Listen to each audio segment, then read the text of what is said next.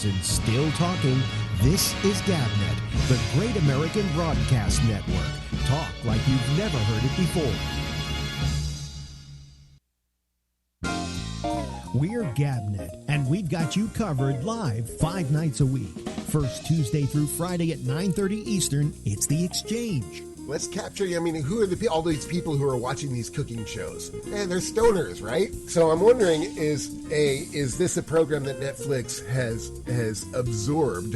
I don't know, what is the purpose of Netflix making a 14-minute show? Now, aside from those two interesting facts about this show, the show is fucking terrible. Do not watch this show. It fucking sucks. Tuesday through Friday at 10 Eastern. Join Alex Bennett on the Ramble. Say goodbye to the unions. Renee, what was the decision? And then we'll go to Patrick.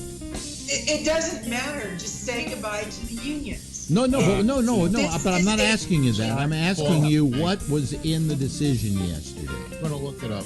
Okay, let me look it up. Yeah, he'll go look it up at GlenBeck.com. Tuesday through Friday at midnight, The Intersection. Most high school boys, what do we got on our mind? Sex and girls and girls and sex and sex and sex. And booze and drugs. Yeah, the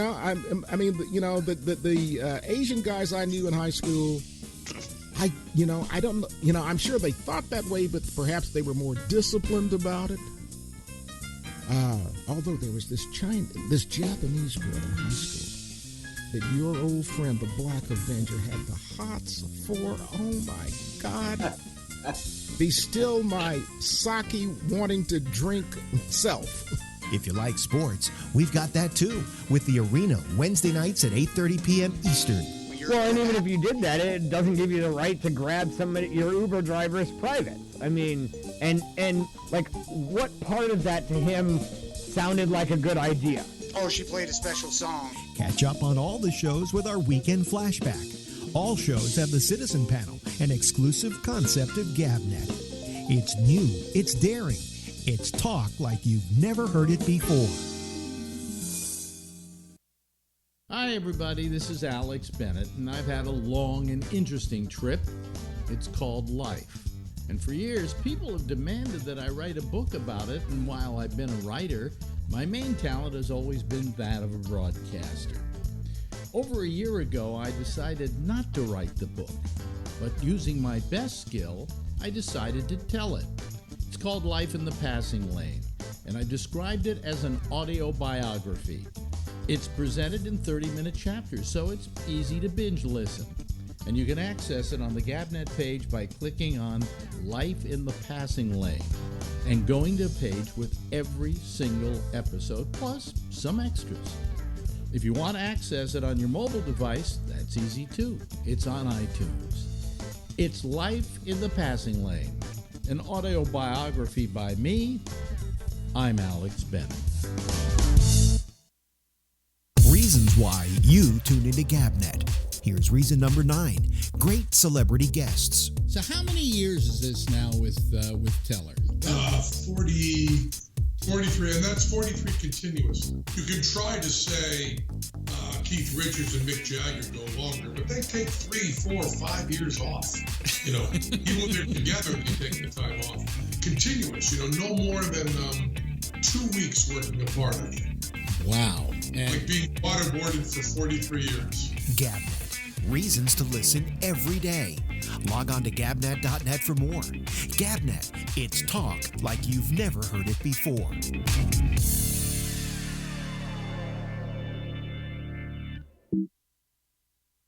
Five years and still talking.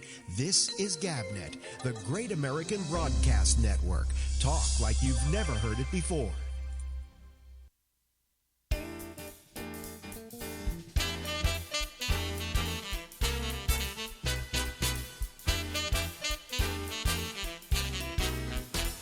And we're singing.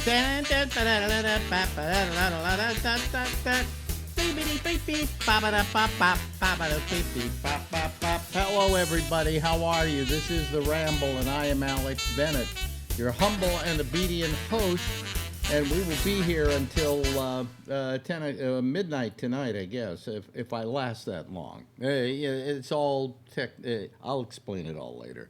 I'm not 100%. I'm like about 45%. Okay. Anyway, we got a guest tonight to start off the show with, and we always love to go talk to him. Out to California we go, ladies and gentlemen. Hey, waving at us, that's Will Durst. Hello, Will. Hey. How you doing, Alex Bennett? Yeah, what's up? It's a beautifully gray day, and that's about it. I got a gig tomorrow. Mm-hmm. I'm in San Rafael, and then Friday I'm in Carmel, Yeah. and then Saturday Santa Cruz. Now you see, let me say something about him. The first thing that he said to me when we first started talking, which was before we went on the air, obviously, he pointed to that calendar in back of him and said there are some empty spaces there. Yeah. You don't like to wake up in the morning to empty spaces, do you? No, I'm trying to fill it up, actually. Yeah. And so your mission every morning when you wake up is to put another space in on that calendar. at least 2 a week. Yeah. Is my theory. Yeah. So anyway, that's well, otherwise I would stay in bed all day eating marzipan, reading mystery novels, which is a bad way to live. But then I would run out of money really quick because I live in San Francisco. I could do this in the Upper Peninsula of Michigan. Yeah. I could probably, with the Social Security, I could sell my house in San Francisco and buy a small subdivision in Sheboygan, but I want to live here. Yeah.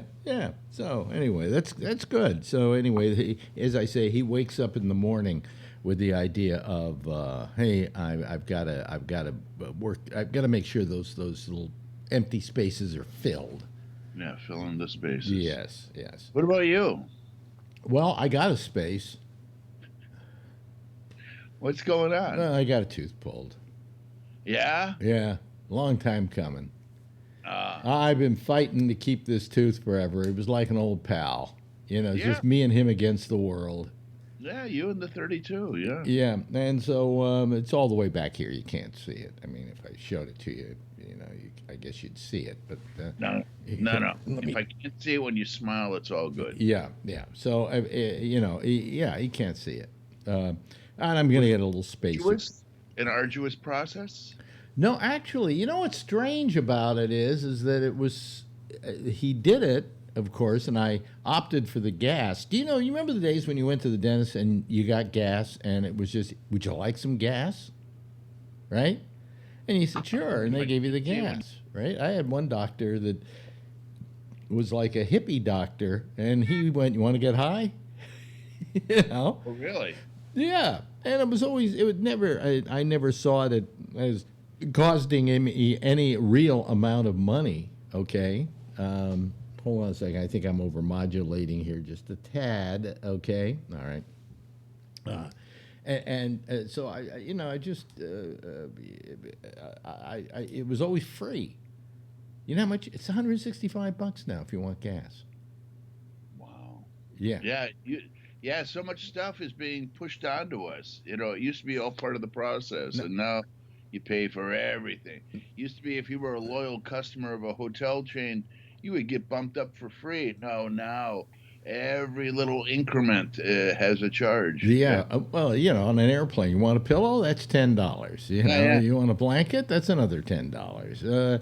But I mean, everything, $165 for gas, and I said, my God, it's just fucking air. It's well, it takes a special person to administer it. I said, God, I had a guy that used to go to parties with a bottle of nitrous oxide, this big blue bottle, and get everybody high. His name was Tom Forsad, and he started High Times magazine. And he used to go to these parties and say, here, and everybody would get high on nitrous oxide. I tried nitrous oxide once. I did not care for it. Well, you know what I might do the next time I go to a dentist and I want nitrous oxide? I'm just going to bring about 5 cans of aerosol whipped cream. Yeah. Because that is powered by nitrous oxide, and you just take the stuff in, and you kind of like you do it so that you don't get the cream, but you get the air. You just kind of finesse it, and it'll get you high. Go out, folks. Go out and buy some Ready Whip. 2 fetishes is supplied at once, because the whipped cream people over here, and the nitrous people over here. Exactly. So what the hell.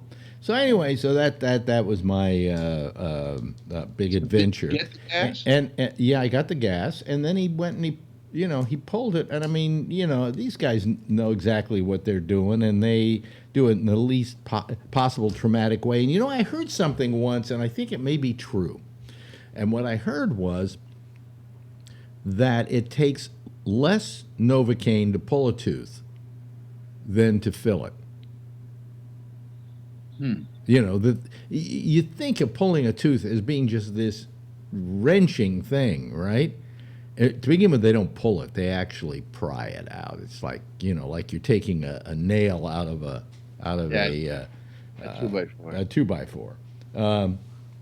But he did. It took him 5 minutes, and I mean, he's like, I think he's teeth pulling is us, are us. He had like 10 office little places where people go, and he was going from one to the other pulling teeth. And I'm thinking to myself, I would kill myself if that was the only thing I had to look forward to every day, was pulling another tooth.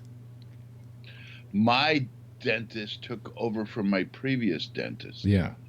And he's a new guy, and you could tell the difference in philosophy and what they were taught at schools. The new guy doesn't fill anymore. There's no fillings. Everything is a crown. Right. Yeah. Okay. All right. No, so he just immediately goes to root canal. Is that what he does, or he puts a crown over the tooth? Yep. Yeah. Well, you know why he does that? More expensive. More expensive. Sure. They want me. They go. Would you like to get an would you like to get a what do you call it? Implant? And I'm thinking, let's see, I'm 79 years old. Yeah, I could live to be 100, and that implant would probably serve me well. Or I could live another year, and it wouldn't serve me at all. I would have just wasted the money going to the grave. So I've decided for the time being to just get what they call these clip-ons that you put in, and they're made to your mouth, and you just, and I did that. You always have to do that when you do implants, because you have to keep the teeth spaced. All right. So I did that, and I was last time, and when it came time to do the actual implant, I went, God, I'm really enjoying this. This is fine. All I do is I pop it in every day, and I hardly notice it's there. And if I do notice it's there, it's something to play with my tongue, So I'm getting one of those, and if I do want an implant, at any point, I've kept the teeth spaced, and they can go ahead and just drop the implant in there. But that is so fucking expensive. I mean, you think, well, they say the implant will cost you $2,300. Oh, that's good. Oh, but then you got to get the crown for it. That's another $1,800. Oh, and then you got to get the. We have to do a CT scan on your mouth to make sure that we don't hit the sinuses when we go in putting the implant in. So that's another $300. And then you got to get the spacer to take care of you, and that's another $875. By the time you're through, you spend $6,000 on a tooth. On a tooth. And if I can just use the spacer, and let's say it lasts me a couple of years before I have to get another one, right? Fine. If I have to spend $875 every couple of years, it's fine with me. Rather than I can have, by the time I've bought 5 or 6 of these things over the years, and I'll be dead by then, what the hell? I've saved the money on the implant. I had bad experiences with dentists when I was a kid. Mm-hmm. Bad. So I did not go to the dentist until I was like 20. I skipped like 16 through 20. And then I went to the Marquette Dental School. Yeah. Because it was cheap. Yeah. Yeah, it was cheap. Yeah. So, yeah, but were you afraid of dentists? Yes. Yes. Yeah. He was. He loved my mother. He loved my mother, and then as soon as the door closed, he hated me for some reason.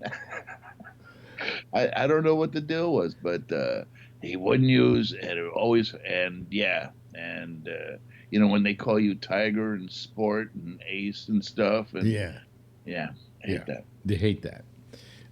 So anyway, so so how much of your day did that take up yesterday? Well, it was day before yesterday. I changed the date for this interview just because I wanted to make. I didn't know on Monday how I would be feeling on Tuesday, right? Yeah. But I got to tell you, I've had no pain. I've hardly had to take. I took an ibuprofen. Actually, I took a Vicodin I had lying around just to be on the safe side in the beginning, but I haven't had to take an ibuprofen since.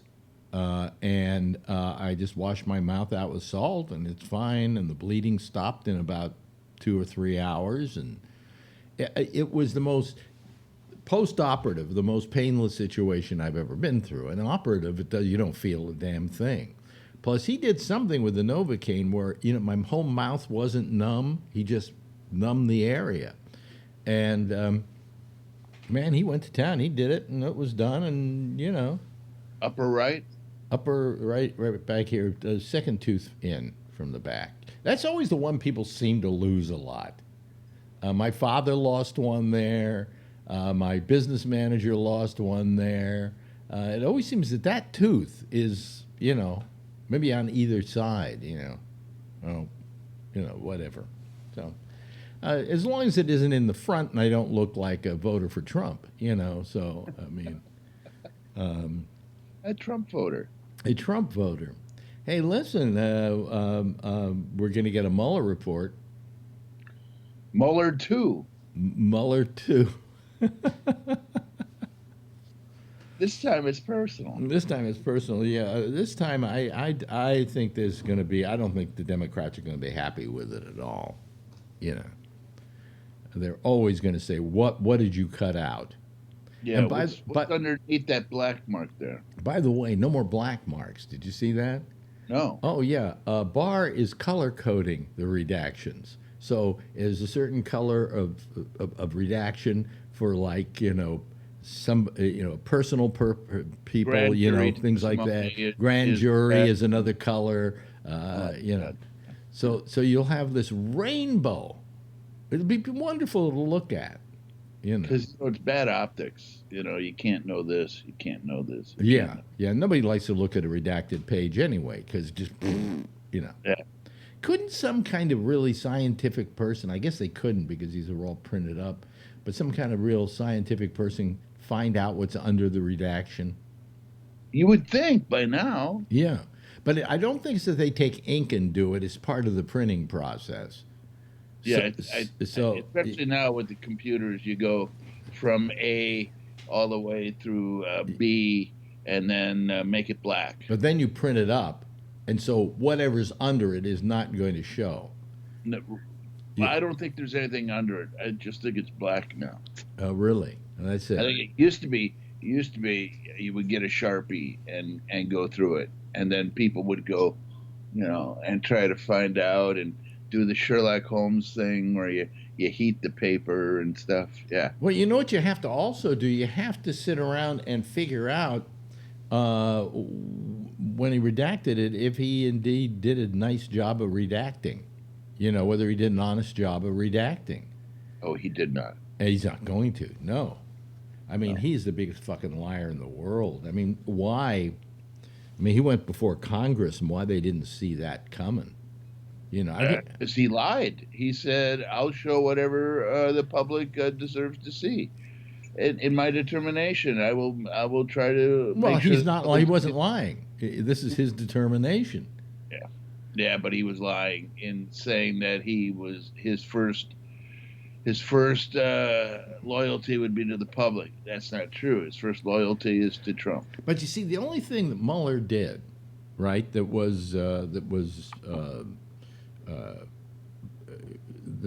kind of left it open was he didn't make a determination on obstruction of justice. He said, I have the information, but I'm not going to make a determination on what should be done with that information. I will leave that up to the Attorney General. Okay? And so the Attorney General just looked at it and said, no obstruction. You know, because his belief is the president can't be guilty of obstruction and things like that. He already said that. He also, Kavanaugh wrote that the president, and this was before he was a Supreme Court justice. This was part of his arguments, probably why he got nominated. But Kavanaugh wrote that the president is too busy with affairs of state to have to be bothered with any sort of law thing. So and I'm sure Trump, texted his agreement from the sixth fairway of one of his Scottish golf courses. But so that's why Kavanaugh. So no matter how far this goes up, if the Democrats take it to the Supreme Court, he's got an ace in the hole in the Supreme Court.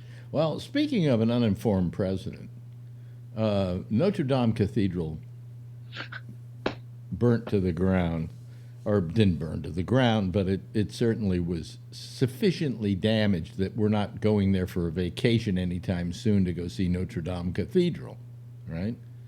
Although you might want to go to see the burned out hulk of Notre Dame. Okay. Enough apologizing. We all saw it. Well, we were all transfixed. Okay, to begin with, the thing people should know, the thing's been rebuilt twice. Okay, I think it burned down to the ground once before. And it was sacked by Mongols or something, but about twice before. And that spire that they made a big deal out of, that's only about 150 years old. Oh. Yeah, that was just a recent addition they put to the church. Yeah, they put a giant spring up there so that it could bend. But if you think about the church itself, I mean, it went through the French Revolution and a whole bunch of other things as well. So, I mean, it's been standing there for a long time, Couple world wars close to the epicenter. Yeah. And so anyway, it burns down, and I was saddened by it because I always, whenever I was in Paris, I didn't know if you've been to Paris, but anytime you go to Paris, that's one of the things you have to see, and it is absolutely magnificent. I mean, the first time I ever went into Notre Dame Cathedral was on a Sunday, and they were holding a mass, and the music just filled this place, and it was just ethereal. I mean, it was enough to make me, as a Jew, want to become Catholic. It was a great show. It's all the same thing. Those churches were built like that as a come-on to poor people.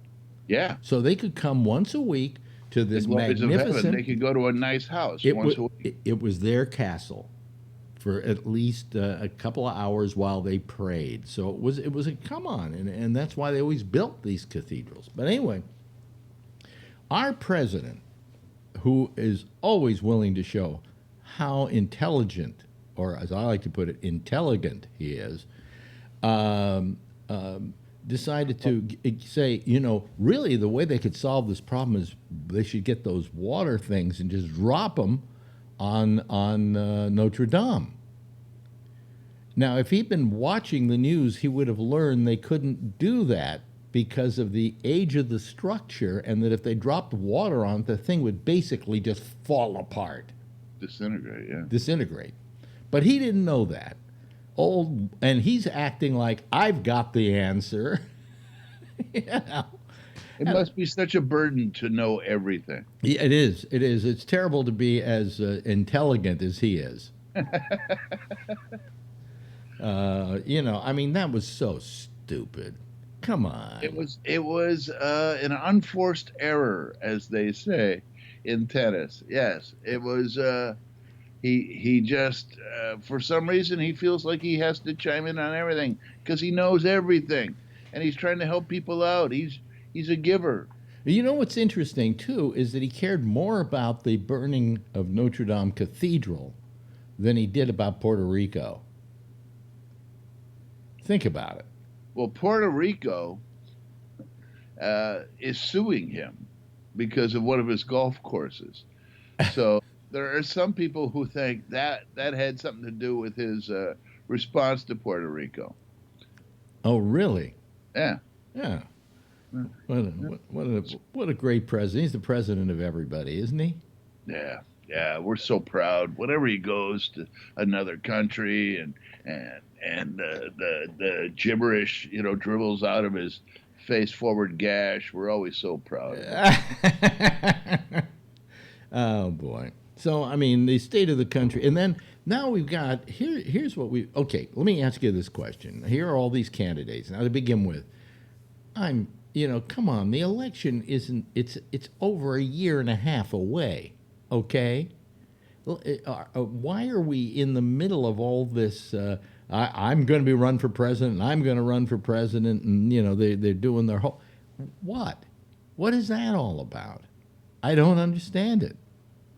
Well, right now, the Democrats have a white man problem in that a lot of their, they say one thing, they can't attract white votes, white males. They get a white male problem. They can't get white men. Hillary only got 34% of white men.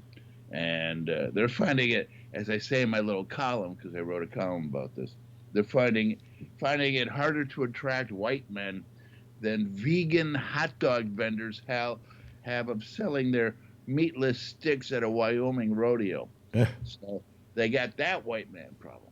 And then they got people in the party who are not being shy, saying that they want their nominee to be anything but a white man. Okay, so they got that going on. And the next one is the guys leading all the polls, Bernie and Joe, have 53% of the polls right now. Bernie's not a Democrat, and Joe's not running. So, and then the next two are Beto and Pete Buttigieg. The Buttigieg. And they got the four of them. The top four have 70% of the polls. 4 white men, and it's driving the rest of the party apoplectic. Okay, but here's my question to you. Who do you think? I mean, I hate to ask it at this point. It's still too early. No idea. But who is? Nobody even knew. Do you have a favorite? I would say Biden-Harris. I would go out and buy the BidenHarris.org URL as a hedge bet. That's what I would do, right? Yeah, but I don't know. I hate to say this, but Mayor Buttigieg appeals to me. He really is smart, decent, and I think he's the Trump killer. Because what can Trump say about this guy? Outside of the fact that he's gay, but he can't go for that because that's too obvious. What's he going to go? Oh, that fag? He probably will. It's very difficult for him to come up against him. He can't go, the guy, 2 tours in Afghanistan, is a very religious, I think Episcopalian or something like that. The only thing that would even taint him in the eyes of the general populace would be that he's gay. And there's so many other things. A Rhodes Scholar. There's really very little that Trump can fight this guy on. He's got the stuff. And he's young, and he's pretty, and the Democratic Party, the old line. Yeah. The old line is the Republicans fall in line and Democrats fall in love. Yeah. And that's what happened with Barack Obama. It's what happened with Bill Clinton. They're 2 popular candidates, and they're falling in love with Buttigieg. Yeah. But it's so early. There's also Joaquin Castro, who's so elegant and eloquent, and then there's Biden. You know. Yeah, but the question is, who is Trump-proof? And I think Beauty Gig. I love the way. How is that name pronounced? I think it's Buttigieg. I have no idea. Mayor Pete. Mayor Pete. Mayor Pete, that's what they're saying, that they got Pete up there. They don't want you to even have to deal with that last name. And it's not because it's too Jewish or it's too this or it's too that. It's just too unpronounceable, you know. I just think that, you know, this guy has real class. And I think he's the perfect, he's the stealth candidate. I like the way Bernie went in front of Fox the other day and proved to him misrepresented what he said. No, but Fox was very fair with him. They were very fair. Huh? Not afterwards, when they reported. When they reported it afterwards. He was on camera. They were very fair with him. And that conservative audience applauded him when he talked about health care for all. Yeah. So, you know, I mean, I'm not a big Bernie fan because I think there's an age problem there, and I think I like the fact he's a socialist, but you don't win as a socialist. He'll be 79 on Election Day 2020. Well, I'm 79, and I am totally incapable of doing anything that would run anything. You don't have the energy to run the country? I don't have the energy to run this fucking program, okay? Leader of the free world? It's everything I can do to, you know, stay awake during my show every night, you know. It's past my bedtime. And Biden is 77. And Biden is 77. So there's your old white man problem. So Mayor Pete is, I think... What's he, 44? I think something like that. But and he's proud to show who his husband is, you know, and it's just he's so out there and so open that I think America might embrace this guy. Isn't South Bend the home to Notre Dame University? I have no idea. That would be I have no idea. I don't even know where South Bend is. I couldn't point it on a map. I think it's a suburb of Chicago. Yeah. But who cares if he's a mayor? By being a mayor, he still has more experience than Trump. Yeah. You know, so I mean, what are you going to do? The guy, and he really had in many ways more experience than Obama had when he took over the office. You know, of administration. His secret power is the media loves him. Yes. And so they would cover him the same way they covered Trump in 2016. Yeah. Every rally, everything that he said, everything that he tweeted, they love, and it would drive Trump nuts. It would be the oaf versus Prince Charming.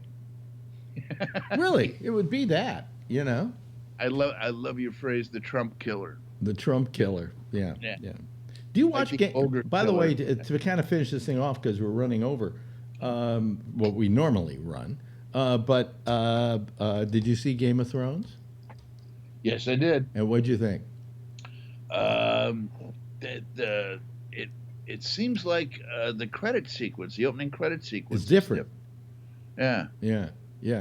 I thought it was okay. You know, I mean, it set the table. Setup. It set the table. Set up. Everybody shows up, and look at, now we're gonna have plans and blah blah. And supposedly, all the other episodes average an hour and 15 minutes. So no, the first two are about. This is great that we know this much trivia, but the first two, one was 55, one is 58, and then they bump into 70 and 80. Yeah, and probably the last one will be a couple hours. They're little movies. They're little movies. Oh yeah, and they're marvelous movies, and we've enjoyed them. Except I heard somebody. This was very funny. Somebody said that show was pretty good the other night, except for the very corny dragon date. Yeah. He called it. How many people who had been in comedy said, "What does a dragon eat?" And how many comics said, "Anything he wants," before she did?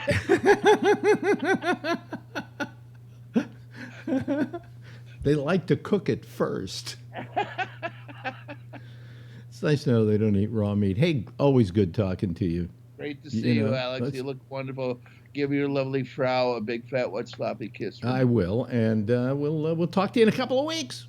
See you in a bit. Ladies and gentlemen, that is Will Durst. Wee bit. 5 years and still talking. This is GabNet, the Great American Broadcast Network. Talk like you've never heard it before. All righty. Welcome back. Wait a minute. I got to get this thing to... Sometimes it just doesn't work right. Nothing works right. I've been going through all kinds of little problems. So let me turn on my light back there so you can. It says on the air. I've been putting out one fire after another, and all of a sudden I see now that I have a button I push here that would make this thing transition. And it doesn't seem to oh, wait a minute, let me see here. Does it? No, it doesn't. See? It doesn't transition any longer. If I hit this, it doesn't transition any longer. That's interesting. That's wonderful. I love that. It just, my life is just, it's hell. It's one little problem after another. I can do this by hand, so what the hell, I'll do it by hand. Anyway, I've opened up the Skype lines. I don't know if anybody's going to call tonight, and I don't know if I can make it through a whole show. I have been somewhat. I don't know if the term is ill. I don't know if that's the way I would describe it. But I had an infection, first of all, I wasn't on Wednesday, or we had problems with the show on Wednesday. And so that didn't really go on. Then because my machine broke down and nothing else was working right, and it was a clusterfuck. Thursday, I was able to do a sample show, a test show off this machine, and it worked okay, all right? Because my original machine is at Apple being fixed, and it's been there for almost a week. It will be a week tomorrow, and I've yet to get it back, all right? So there's that.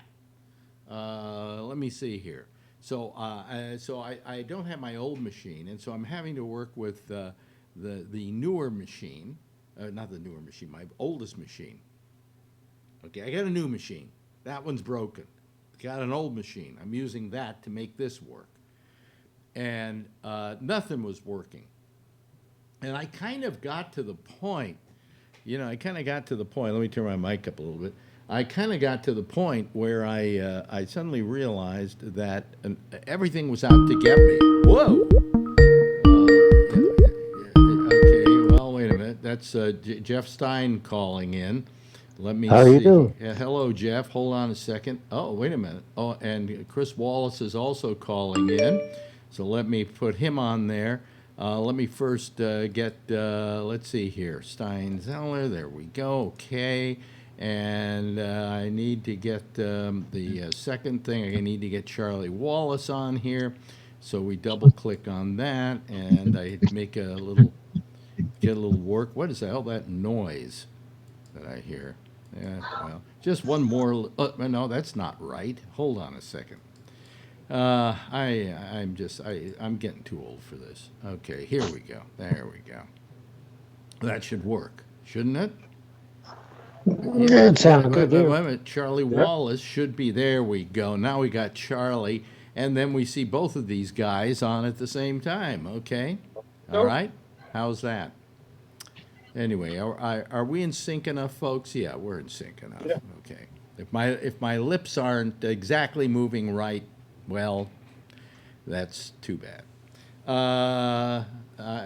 We've got a problem with syncing because of too much of the stuff being done at the same time. It's just a pain in the ass. So, anyway, I hope it all looks good, folks. Hello to both of you. How are you? Good. Huh? What were you saying? Wait a minute. Somebody's coming back there. Hold on a second. Let me lower you guys a little bit because you're very loud. Okay. Yeah. Okay. Now I think we're okay.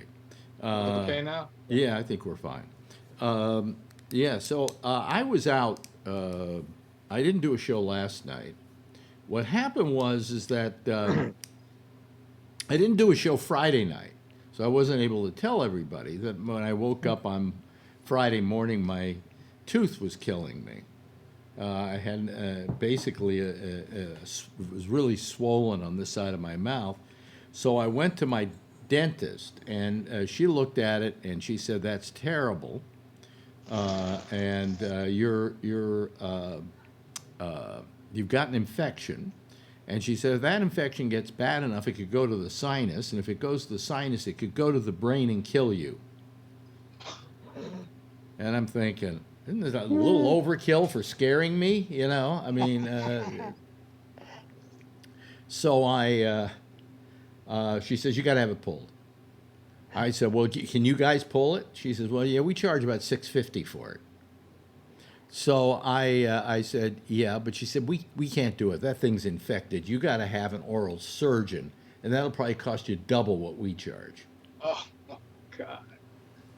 So she calls around, tries to get somebody who's going to pull it that day. She's got the can't waits on this tooth. Like, she's been wanting to get it for a long time, and now that she's got the shot, she wants to do it before I change my mind, okay? And this tooth has been this way for 20 years, something like that, you know, and it's survived all of that. And so she gave me, she said, I can't find any dentists today because it's, you know, the holidays are coming up and so on. She says, we'll call around and find you somebody, maybe do it Monday. But in the meantime, here's some amoxicillin. And she gave me a 10-day supply of amoxicillin to kill the infection.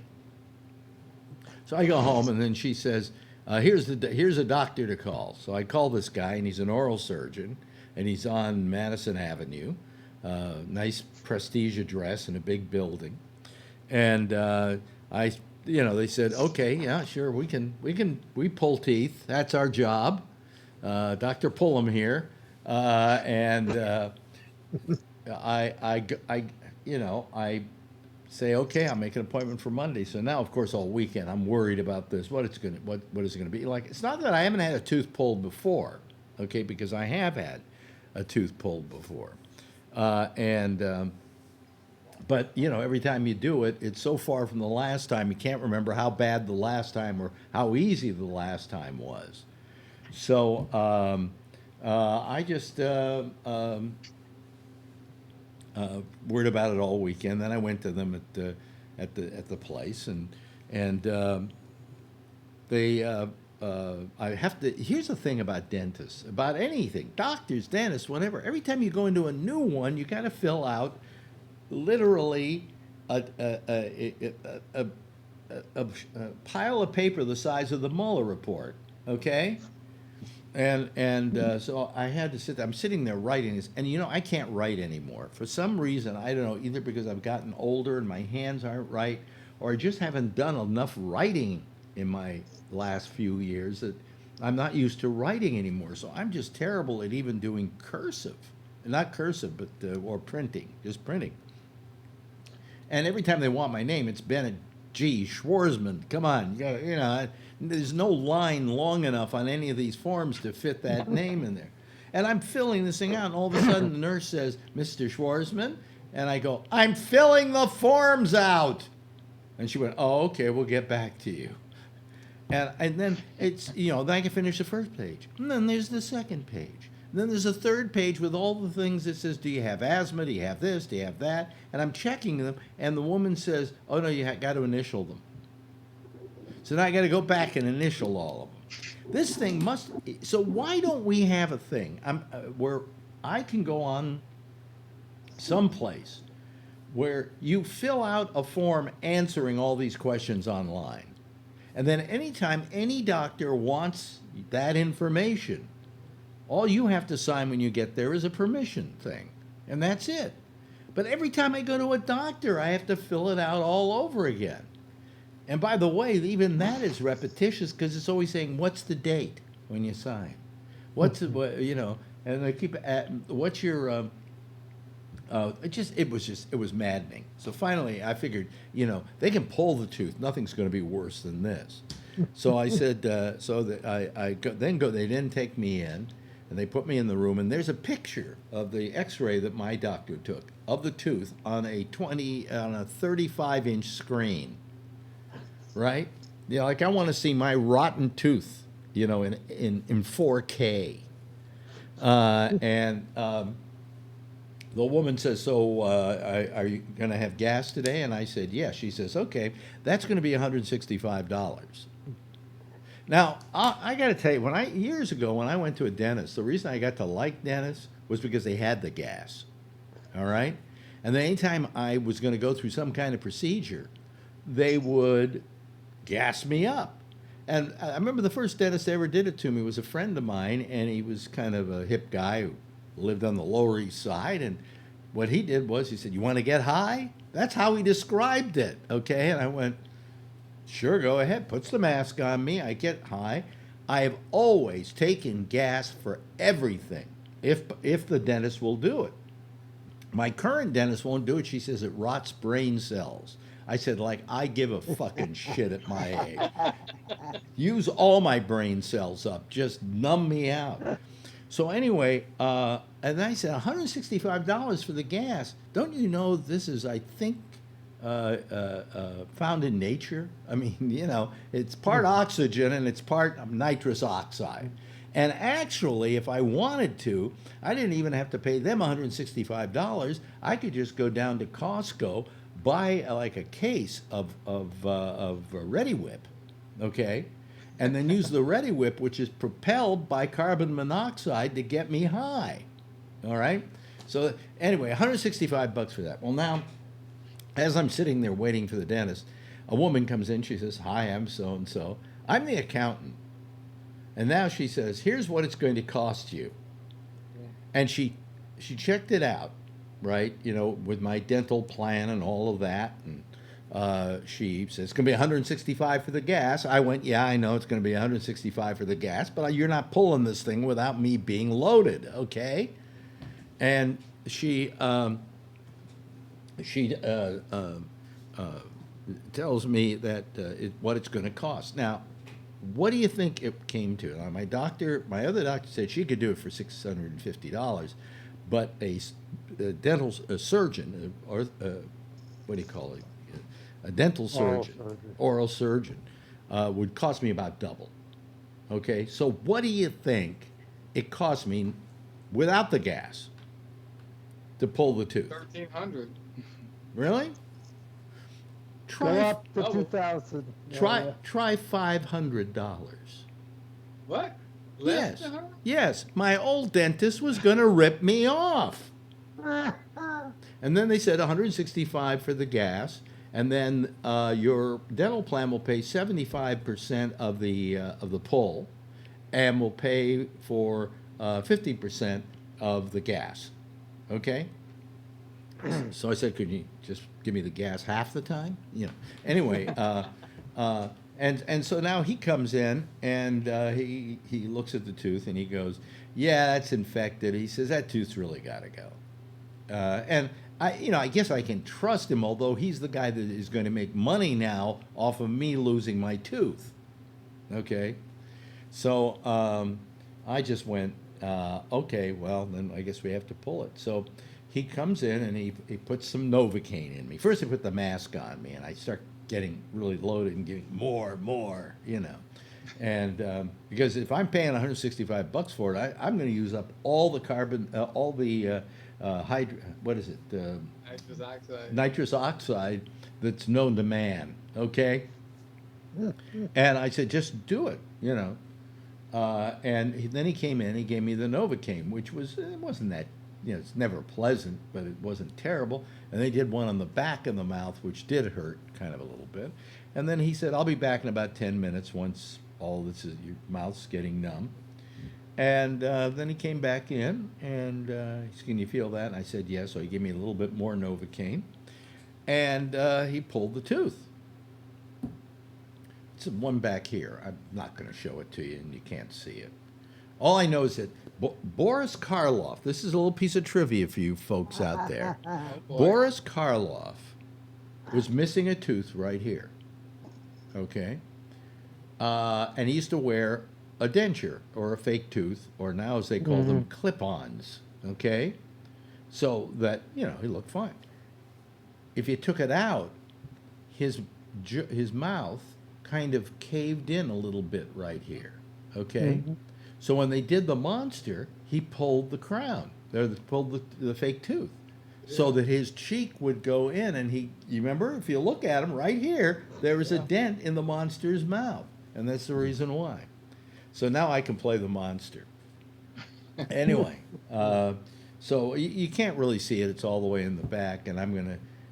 so then I called my other doctor, and I said, I want to get the clip-on, you know, the one you put in there. And I've used them before when I've had teeth pulled, and then they did an implant, and they like to put them in there to keep the spacing going. And so I said to her, I'll get that done. She says, well, you're coming back about a week after you have it pulled, and we'll, you know. So I said, okay. So then I called up, I think it was yesterday, and I said, I want to make an appointment to have the thing, you know, have you make a clip-on. And that's what they call them. They call them a clip-on, believe it or not. They call them a clip-on. What do those cost? Yeah.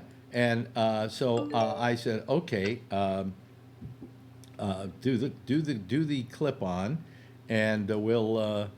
you know, let me see here. She said, when can you do it? And I said, next week. Hold on a second. I'm getting, there's Patrick. Okay, all right. I got to get Patrick on here. Yes, because he's just been added to there he is, filling out the third portion on our page so we don't look too like my mouth. Anyway, so what happened was the person at my dentist's office said to me, yeah, that'll be $875. I figure I'll choke, you know, because about half of that will be taken care of by my insurance. I get a check back from them.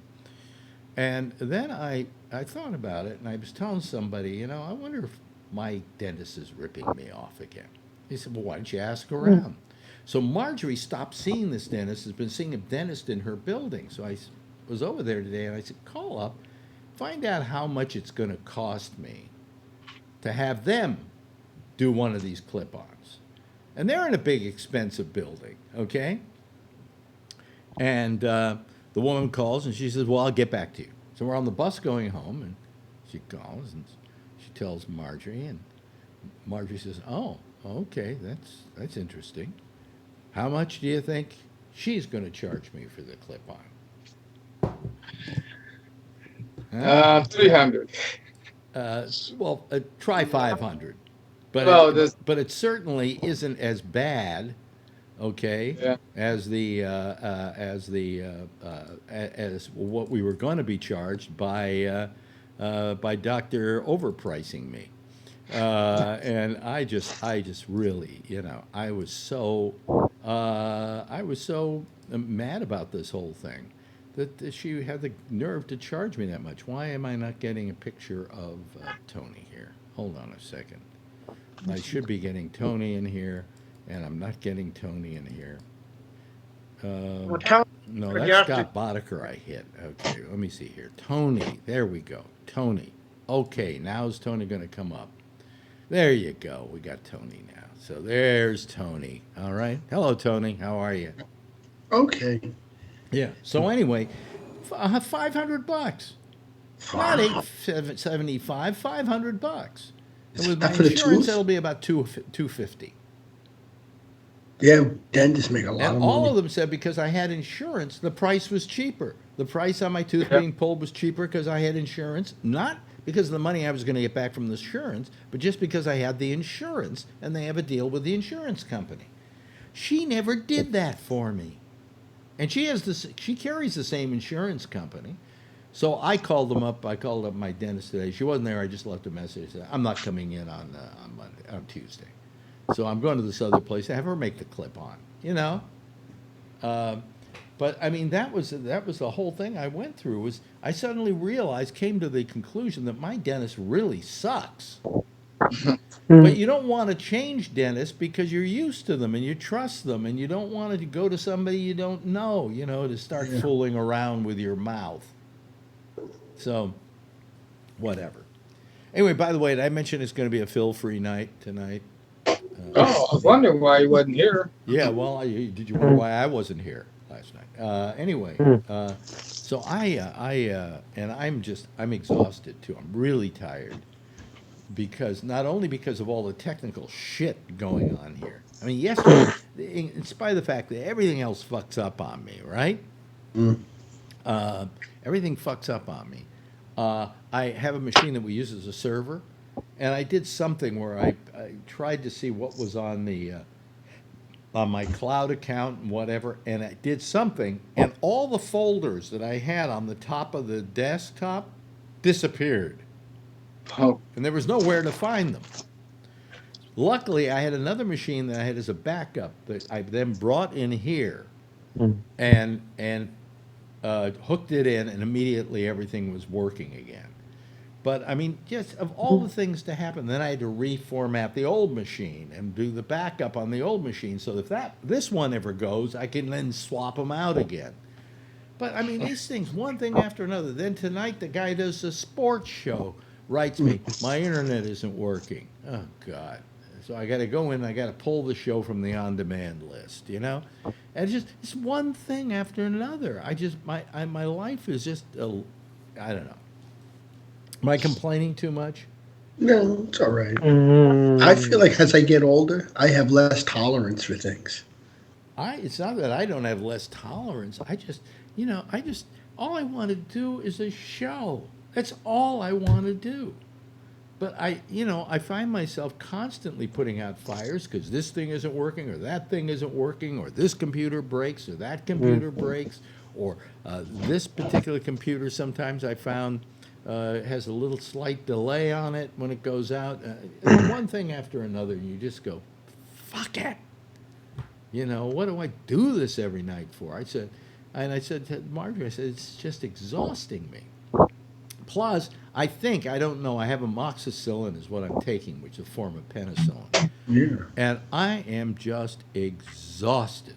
That might make you tired, the amoxicillin. Does it make you tired? Does penicillin? I know when I had a fever, he gave me amoxicillin. That's like a general, pharmacy. He said it couldn't make you tired. Yeah, he told me when I was taking for a cold or whatever, I had a fever a while back. Yeah. But you got to finish the whole prescription. Yeah, did it make you tired? It did make me tired, Alex. Man, I went to sleep. I was going to sleep early. It's the medicine. I'm just exhausted, That must be a side effect. On top of it, all the little technical shit that I've had to put up with, So that's my happy life. How's yours? Oh God! Anybody had a tooth pulled lately? Oh, I had a cavity filled, Alex. Oh, well, good. Well, at least you had a tooth to fill a cavity. Alex, he charged me $120. I got a big gaping hole back here. Nobody can see it. Nobody can see it, but I can feel it, and it was one of the bigger teeth, so the gap is pretty big. Also, but you'll get it filled. You go to the other guy. What? You're going to go to the other dentist, right? The other dentist who's going to make me the what they call them, clip-ons is what they call them. Oh, really? But I used it when I had other teeth pulled while we were waiting for the thing to heal so they could do the implant. And because they like to keep the teeth apart from each other because they have a tendency to have sex with each other if you don't.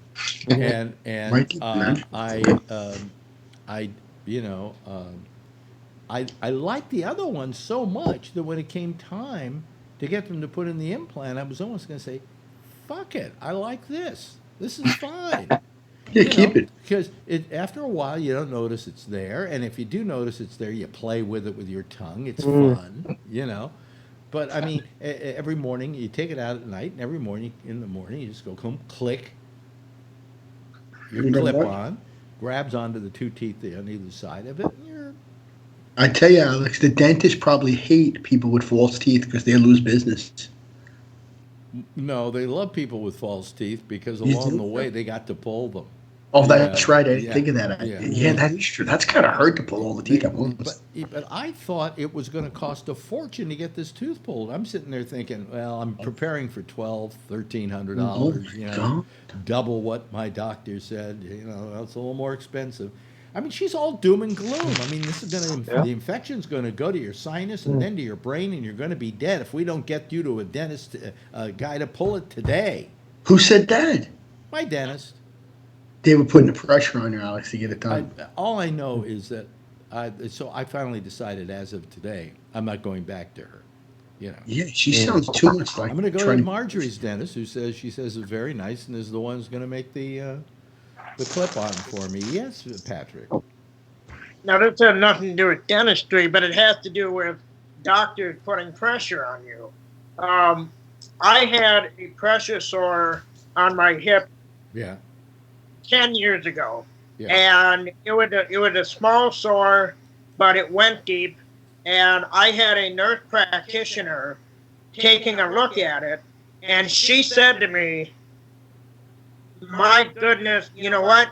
We need to get you admitted right now, because otherwise this is going to get infected and it's going to go to the bone and you're going to end up losing your leg. And I said, well, wait a minute. I said, how did this become such a big deal when I was here a couple of days ago for the initial evaluation? It wasn't. Yeah. She said, it just is. And she said, I'm going to go consult with some people. I'll be right back. And I'm in my head, I'm thinking, I got to call work. I got a big project that I'm working on. I got all this other shit going on. She come back in the room. She says, we can get you admitted in 2 weeks. And I said, wait a minute. I said, you just got my heart rate up to about a million. And I said, you're telling me I'm going to fucking die here and lose my leg and all this infection. And now you're telling me, go home, treat it like you've been treating and come back in 2 weeks. So anyway, the reason I brought that up too is I went to my final doctor visit with the sore that I've had on my foot for the last several months. Yeah. It completely healed, and I mentioned to one of the nurses, I'm sure it says somewhere in my file that there's a particular person that I'm not to see. And she said, oh yeah, it's right here. And it's on the cover of my fucking folder. I loved it. And everybody there knew enough that this dumb bitch was so incompetent with me 10 years ago that I wouldn't even see her for anything. And it's right on the cover. So it's the same thing, Alex. I don't like being pressured with medical crap when I know my own body, and if it is an emergency, it better be an emergency. You know. Well, I mean, what I didn't like was the panicky thing. You know, I've got to get you to a doctor today. You've got to get that thing pulled right now. And I said, so she said, well, in the meantime, take the amoxicillin. Well, of course, by the next day, the amoxicillin, it wasn't going away, but it was going down about 50%. You know, I probably could have taken the full course. I'm still taking it. I feel like I want to go to sleep right now. And also my body is taking a bit of a beating over the last couple of days. But when I saw you guys last, you didn't even know I was going to have this thing done. Oh. Neither did I. Yeah. So fuck it. Fuck them. Hey Tony, put your face more in the center of the. Can you do that? No. Yeah. If you do that, it brings you. No, now you just went back down again. There you go. See now, look and we get to see all that orthodontia and everything. I had to help her in the bathroom. She's going to the bathroom with the walker, so I had to mute myself. Sorry about that. This is a very funny joke, folks. It's Tony. Tony is the ultimate mom boy. That's true. Yeah, she's driving me a little crazy too. She's driving you. She repeats herself. What? She repeats herself. She repeats herself. Yeah. I know the stories now a little bit. Well, I repeat myself, and Marjorie repeats herself a lot. As you get older, you repeat. Don't you repeat yourself a lot, Jeff? Of course. Yeah. Every day. Yeah. So you want to hear a funny story? My mother-in-law. Like. What? You want to hear a funny? I'm sorry. You want to hear? She likes to dream it. All right, I got to put the heating blanket on now. Hold on a second. She's gonna try. I'm gonna put it on 10. Hold on. He's turning into Norman Bates. It's it's getting, it looks like it. It's getting scary. How much he's turning into Norman Bates. God damn. I don't believe it. Anyway, So anyway, on Saturday I went to the MoMA. How do you like that? Oh, good. That's pretty fancy art stuff. Yeah. You would have liked that, Patrick, too, I think. But anyway, so I mean, it was just I'm just so fucked. I'm just I'm tired, and I almost didn't do a show tonight, and then I said what the hell? At least I'd be with friends, Yes, yes, Charlie. Well, this doesn't have anything to do with what we've been talking about, but you were talking with Will Durst about Mayor Pete, and he's 37 years old. 37. So he would be by far the youngest president ever elected if he wins. So. I'll tell you something. I think he's got a good shot. I agree with you. Yeah. Impressive.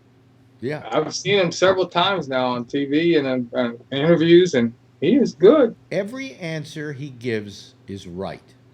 Even when, like, somebody in the crowd that he was speaking to yesterday started yelling at him about your abomination of God or something like that. I don't know what it was.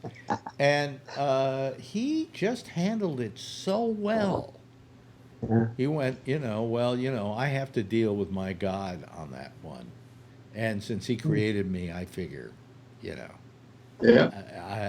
must be okay with him. But you have the right to believe what you want to believe, and and he didn't like fight back. He didn't attack back, but he was strong. And there's something about the guy that really appeals to me a great deal. He's so refreshing compared to any of the other candidates. And I think if people want somebody who isn't political, and that's why they voted for Trump, this may be the guy for them. If they can ever pronounce his name. Buttigieg. It is a tough name. Buttigieg. Buttigieg.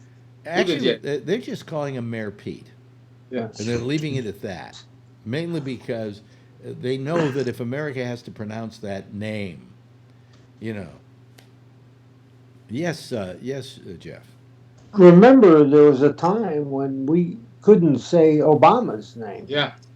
Yeah, that was a tough one. Barack Obama's not a difficult name, but it's a strange name. But it was just unusual. It's a strange name. This one is unpronounceable when you look at it. You look at it and you go, what is it? Butt face? What is the word? What's the? Well, how do you pronounce this? But if anything, that's a plus because it makes people talk about him. Yeah. Okay. So I think he's the stealth candidate to begin with. Let's tick it off. The only thing he's got going against him, if you want to call it something that goes against him, is that he's gay, because that's the only thing that anybody who's like a heavy Christian can complain about. But then the next thing on the ticket is he's a very religious person. He's an Episcopal, I think, and he's very religious. Okay, it kind of bothers me, but a lot of other people, it kind of goes like, wait a minute, he's gay and he's religious. How do they? I guess that works. I don't know. I never met a boy. There must be other gay people in my church. Oh.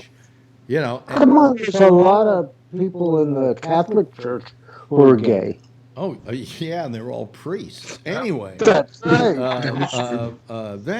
Then two tours in Afghanistan. Wow, that's pretty good.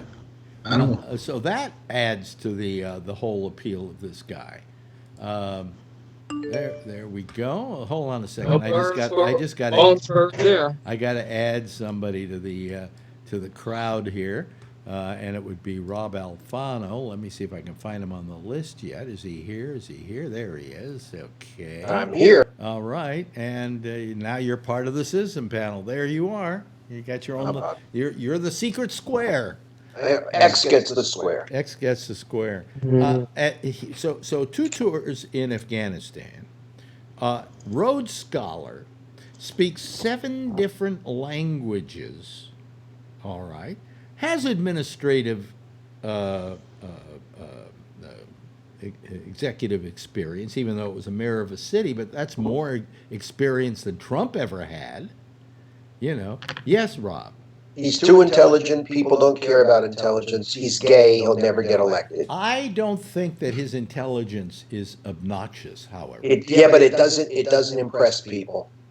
Loud, boisterous impresses people today. Do you think thinking, thought does not impress people today? Well, he better be gimmicky, because that's what gets people elected. The gimmick is he's gay, and we'd have the first. Yeah, but that goes against all the religious freaks. Well, you know something? I don't know that. Oh boy, I don't know that that's a deficit. It's a bit of a deficit. He admits. He said there are a certain amount of people who won't vote for me because I'm gay. He said that's. But those people probably wouldn't have voted for me because I'm liberal, you know, and because I'm to the left. He said, so I don't know who I'm trying to win over by saying, hey, I'm not gay, or, you know, so what if I'm gay, or keeping in the closet about it. Yes, Patrick.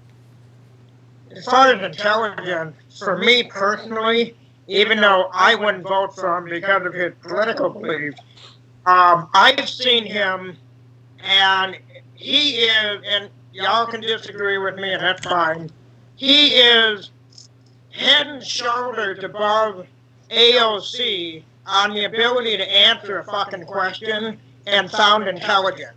She still sounds like a bartender a lot of times, with a lot of likes and a lot of ums and a lot of but he comes off very much like a Bill Clinton or a Barack Obama, where you can throw a question at him and it may take him a second to answer it, but he's going to answer it in an intelligent fashion, and that's attractive to me. Yeah. Where I appreciate that, and maybe it's just me, you know, maybe I'm the only one on the right that would think that way, but I appreciate that versus when I see AOC, you look at her and think, damn, she looks good, but she sounds like a moron sometimes because part of it is her age, that she's under 30 and she's still not, you know, cultivated. But Patrick, you got to hand her credit for something.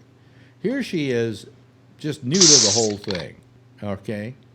And the amount of publicity she's gotten and the amount of generated enthusiasm behind things she says has been exceptional for somebody her age. You know, I mean, you may not like her, but I'm saying that she has been getting the traction. Yeah, but with the mayor, what I can't pronounce Buttigieg, yeah. Booty, whatever. Booty call. His ability to answer things. Yeah.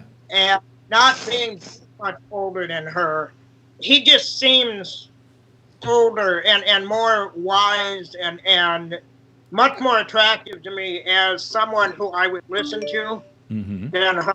So. Yeah. Let me put somebody else on the panel here. We just got a call from, let's see here. Is he up here yet? There he is. Okay. Sometimes people don't come up that fast, and we have to do something about it. But there we go. Ladies and gentlemen, add to our panel, Josh Wheeler. There he is, folks.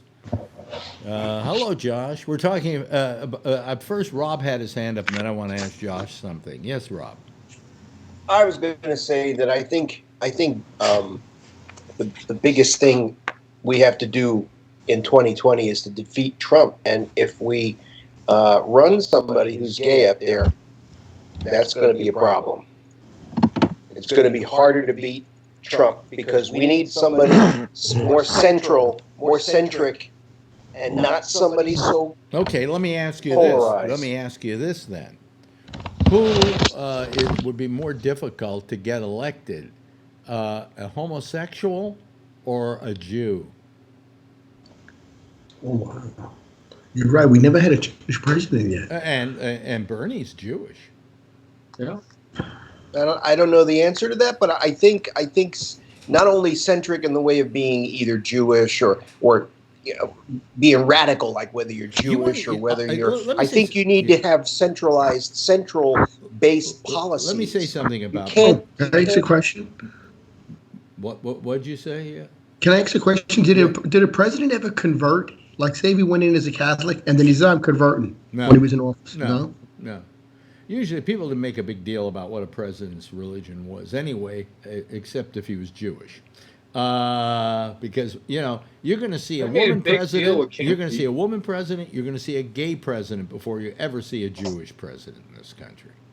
I still think that you need to run on moderate policies because you'll pull away enough Republicans who've had enough of Donald Trump. Is moderate in most ways. Okay, thing about him that I think is good is that when you see him, he says I'm gay. There's not a trace. He apologizes for it? No. There is no trace of gayness in his presentation. He's just a good-looking, clean-cut looking guy. Not that all gays have to be flamboyant. It just some are. He's not. He's the kind of gay that maybe America, who would not have voted for gays, would vote for. Just like Obama was just kind of white enough to make some white voters feel comfortable with him. You know what I'm saying? So, yes, Patrick, and then I got to ask Josh about this. Yeah. Rob, do you think he'd be all right as a VP? Yeah, I think so.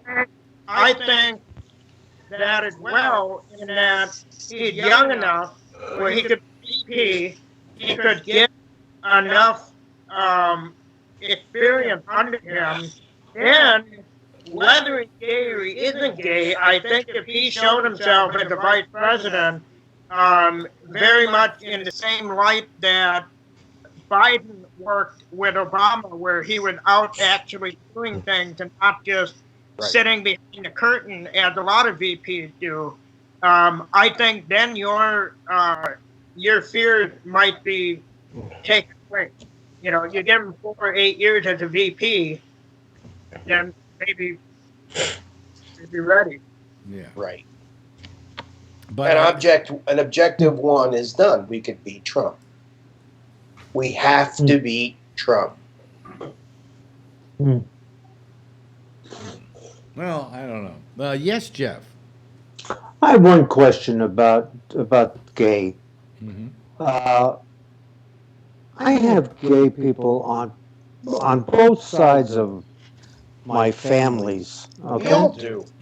And I was going to say, is there anybody who doesn't have gay people these days that are in their family?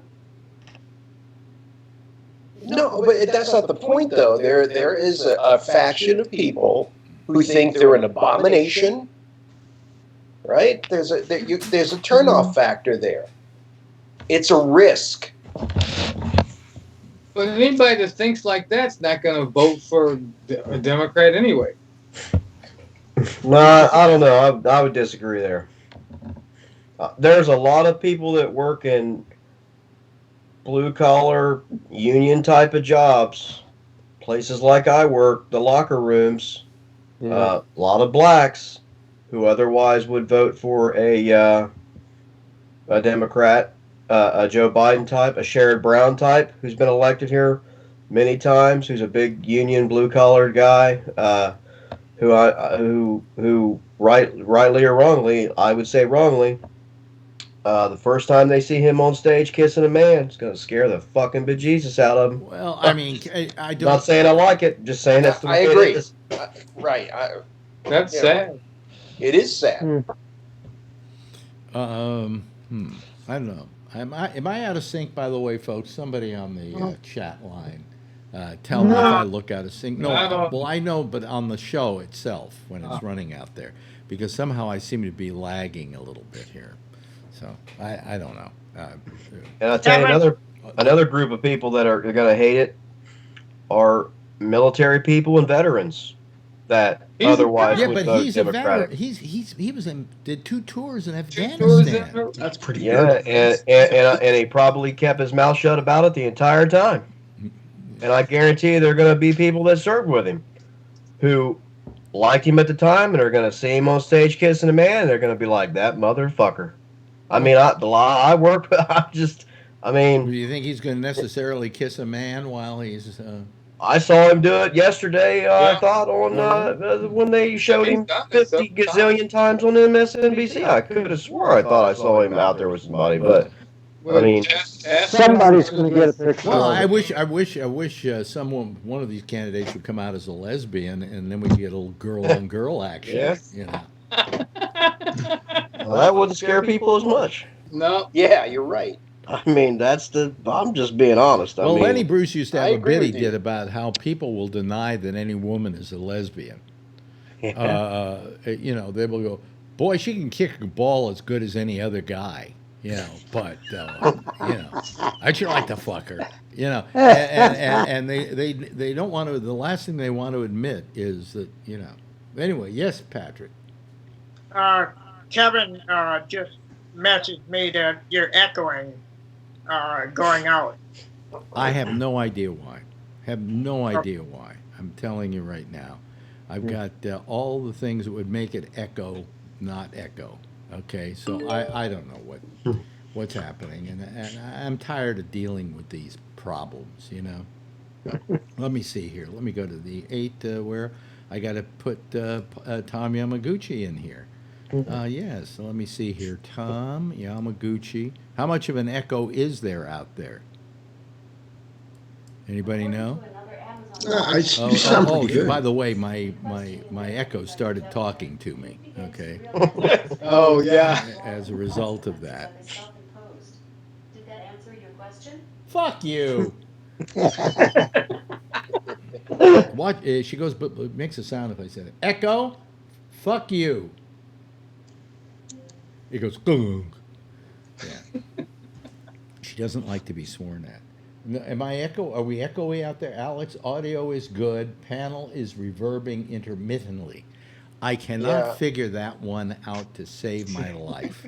Okay, and I don't know how to solve it, and I don't know what the problem is. All the things are down. All the audio. Each of these screens has no audio coming out of it. So I don't know what the problem is. You know. Alex. Yeah. Kevin just sent me again. He said it's just the panel, not you. Well, I have no idea why the you know, I don't hear it that way here. You know. I heard it when I first tuned in. I heard Patrick was when Patrick first came on, he was echoing, and everybody else was fine. Really? Yeah. I have no idea what the problem is here. Patrick is number 3, and number 3 is the audio is down on number 3. Okay. Wait a minute. Oh, wait a minute. There is no number 3 here.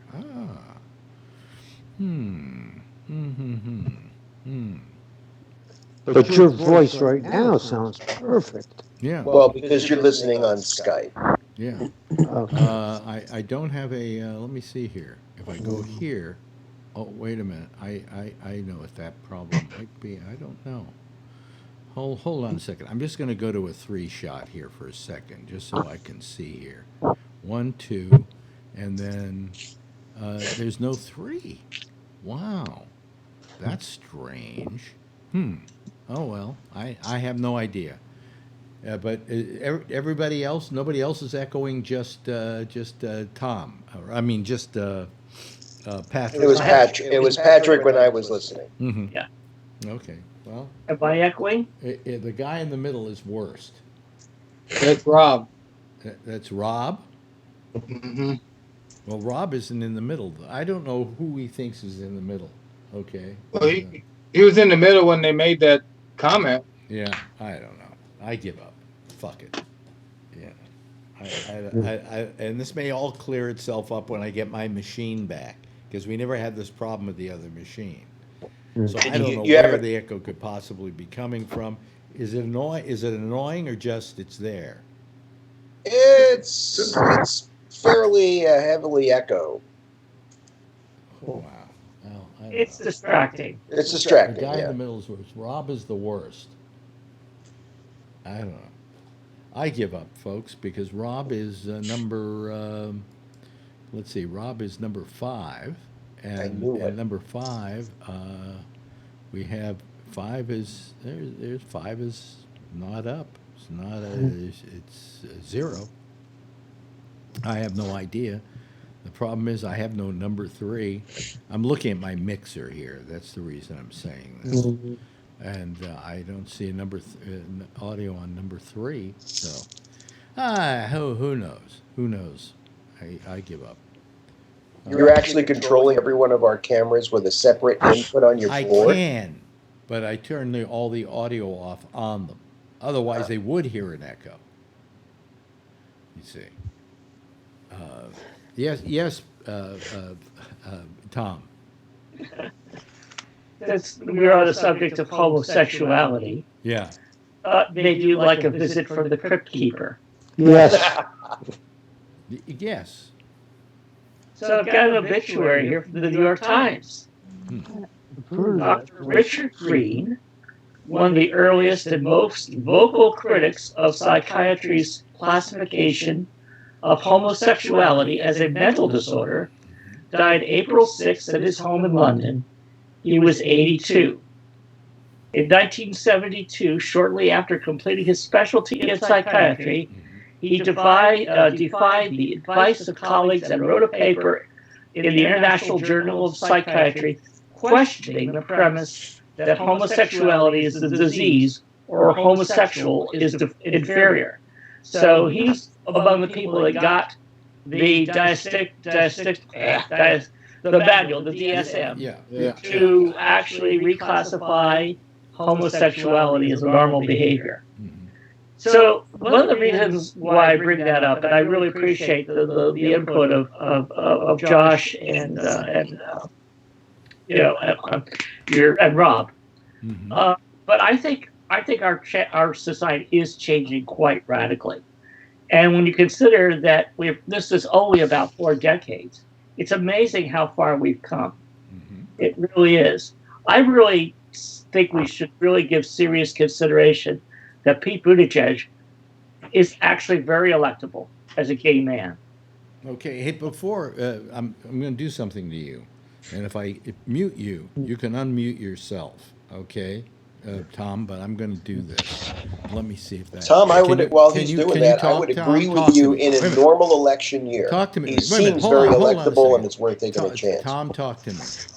Now I'm not hearing. We're not hearing Alex. Can you talk to me? Oh, you can't hear me. Okay. Well, that I thought that might solve the problem. Am I echoing? Somebody says it keeps. Wow, Tom is sounding crazy. I have no idea what it could be. You know what it is? I'll bet it's when it was just 3 of you, there was no problem.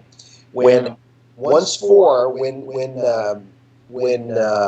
Patrick joined, and every time everyone is getting worse and worse and worse, is that you probably have a leak somewhere. It maybe even could be some connection, because it seems like when you do 3, there was no problem. It was clear.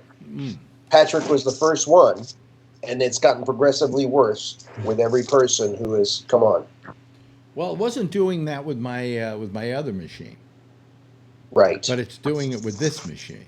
Right. And I have no idea why. I have no idea why. So, I mean, I can go to settings here, and I don't seem to have any problem with the audio output is normal. There's what's coming in. Nothing's going out. So I have no idea. It just makes no sense to me. So. Well, Patrick's got his hand up. Fading in and out. Let it go. Let it go chasing your tail. Yeah. I have no idea what it could be. And I'm sure it wouldn't be a problem. Probably if I had my other machine back, it wouldn't be a problem. Maybe something with. When are you getting it back? Do you know? I don't know. They've had it for a fucking week, and they haven't even given you an idea of what was wrong.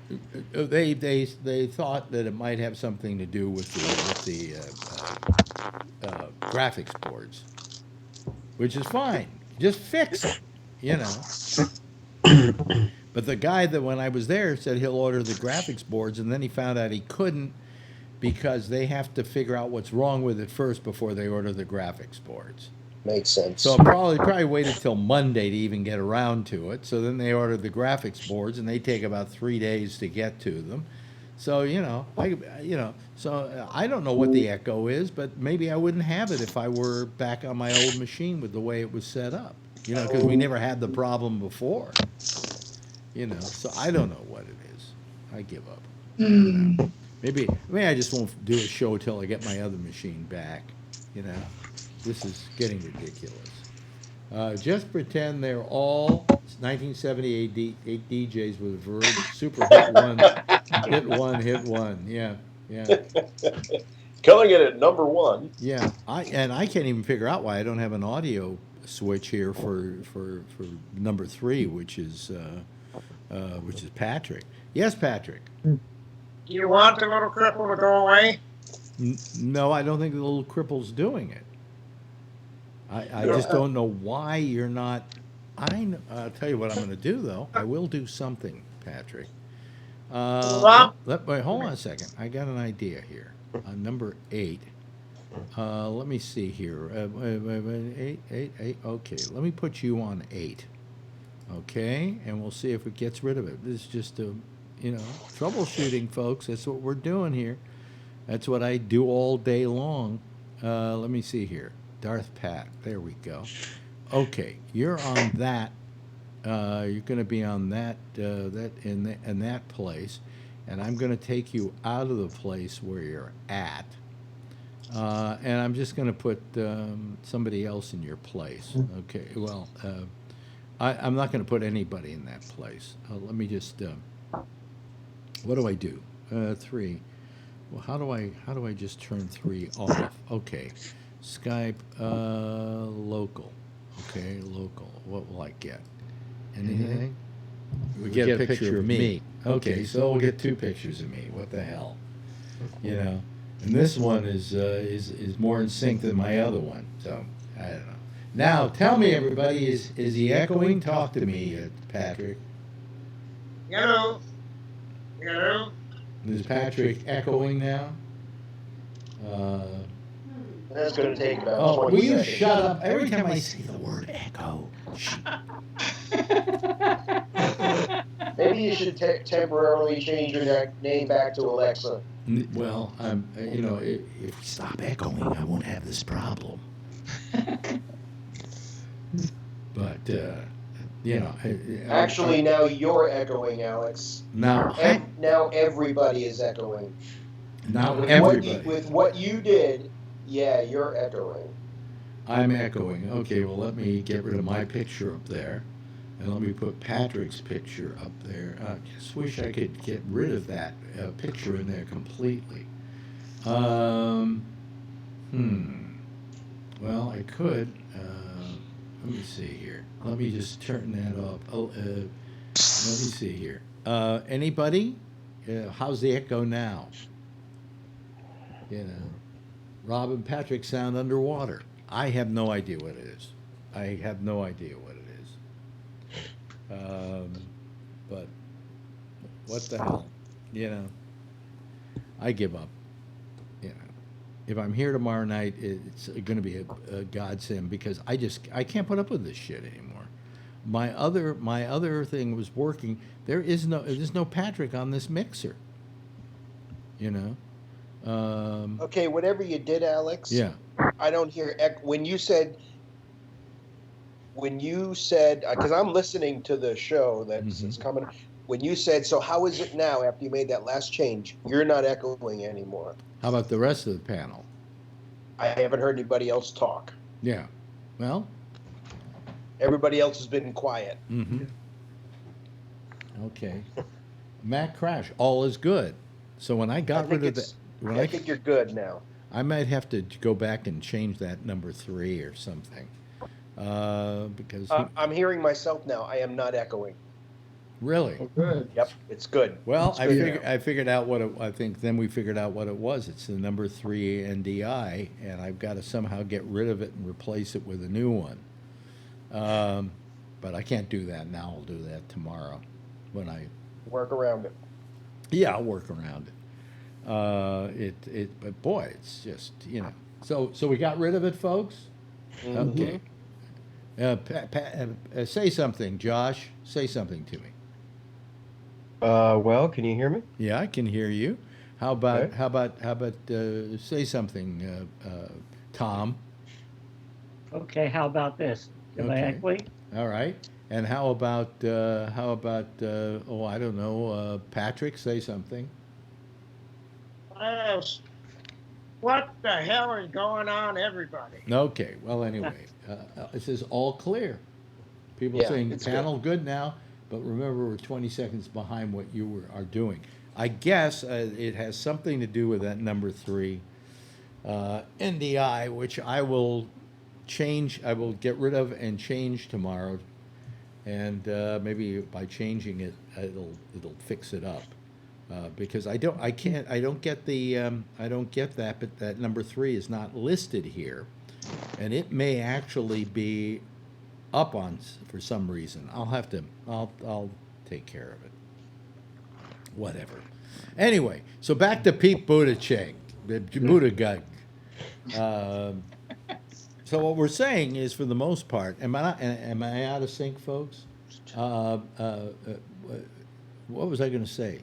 So in the case of Pete Buttigieg, Patrick, I mean, could you see yourself voting for him if you got to know more about him? No, he's already said that he has nothing in common with him politically, so he's not going to vote for him anyway. Yeah, my comments were on his intelligence and his ability to outshine AOC on a dime. I mean, he can answer questions without having to really think about it. So I would listen to him the same as I enjoyed listening to Bill Clinton talk, because I appreciate intelligence. So. Yeah. So then that begs the question: if Donald Trump is your only other option, do you just not vote? No, there's always a third party. Well, not always, is there? Well, there's a write-in. So I could write somebody in. I'd write in Marco Rubio or something. Yes, Tom. Well, I brought this up before. I'll bring it up again. If you are in a swing state like Wisconsin and you vote for a third party, you're really voting for Trump. So just admit it. You're going to be voting for Trump if you don't vote for the Democrat.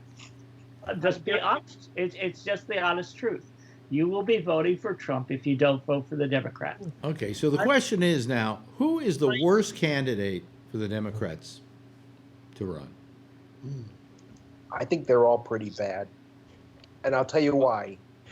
I'll tell you why.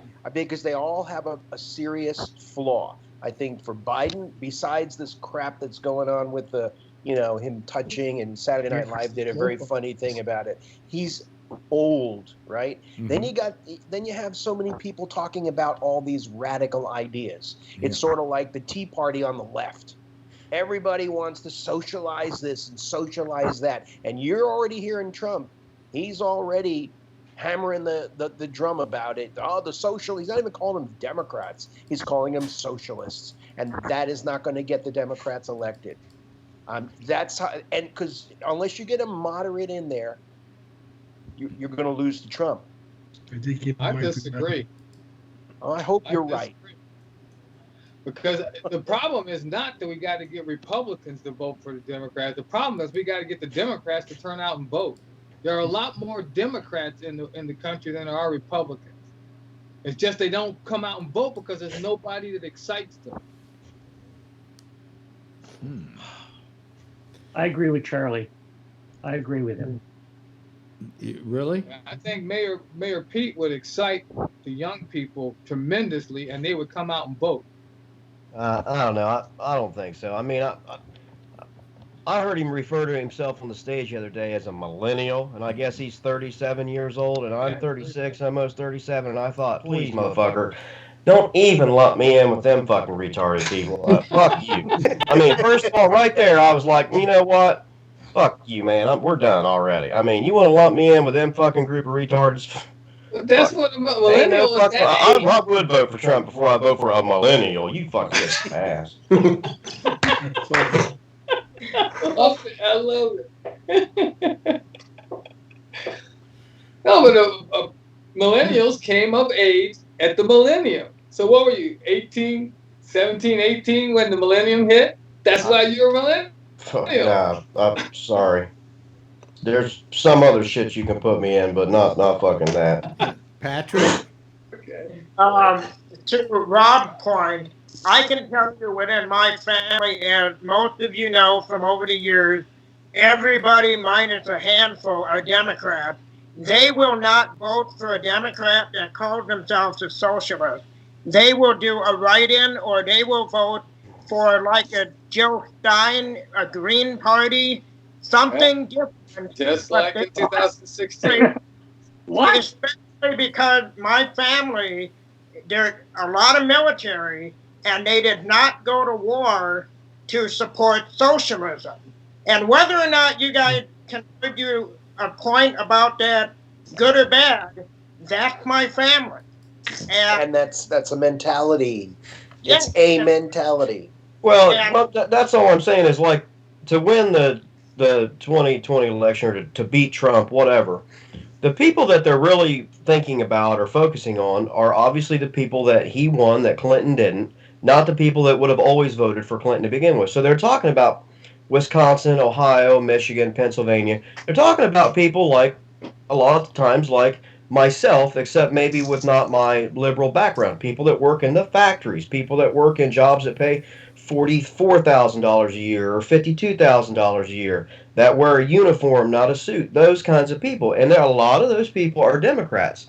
But the problem with the Democratic Party, in my opinion, is they've moved away from people like Tim Ryan in Akron, who tried to be speaker, and they've stayed with people like Nancy Pelosi and Chuck Schumer. And I'm just telling you, again, these are observations. I don't always agree with all this, but a lot of people who work jobs like I work, or have my background, or live in this area, that are on the fringe, sit back and all they see is a fucking San Francisco communist and a fucking New York Jew. And they don't, I'm just telling you, they don't see anybody that has anything in common with them. And then when someone like that does start to speak, like a Tim Ryan or someone, Nancy Pelosi squashes it and gets on 60 Minutes. Well, that's like 5 feet.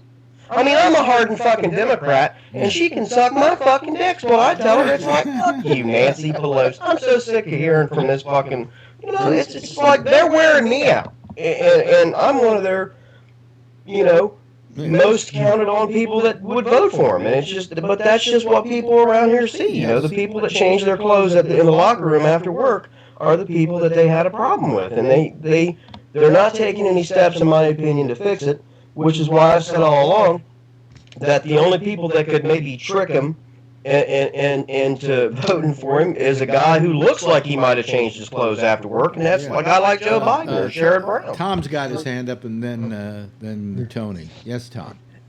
Okay, so let's talk about that communist in San Francisco, who is now Speaker of the House. True. And how did she get that way? Because we won the last election. And we won the last elections because the candidates who were running were listening to that communist in San Francisco and listening to, we need to talk about healthcare. We need to do, we need to focus on that. And we won. So to say that she's a loser is just not true. It's just the last election proved that we have a winning message, and we can win in 2020. And I think, getting back to Charlie's point, he had it right. I mean, when Trump won those swing states after losing by 3 million of the popular vote, he won by like maybe 77,000 votes. And that's not people that crossed over and said, I don't like the Democrats, I'm voting for Trump. Those are people that did not vote. And I'll tell you the truth, I talked to a number of those people on the phone when I was making calls for Hillary Clinton. I was pleading with them. They says, "Oh no, she doesn't interest me." I said, "Well, aren't you worried about the Supreme Court?" "Oh, I don't know."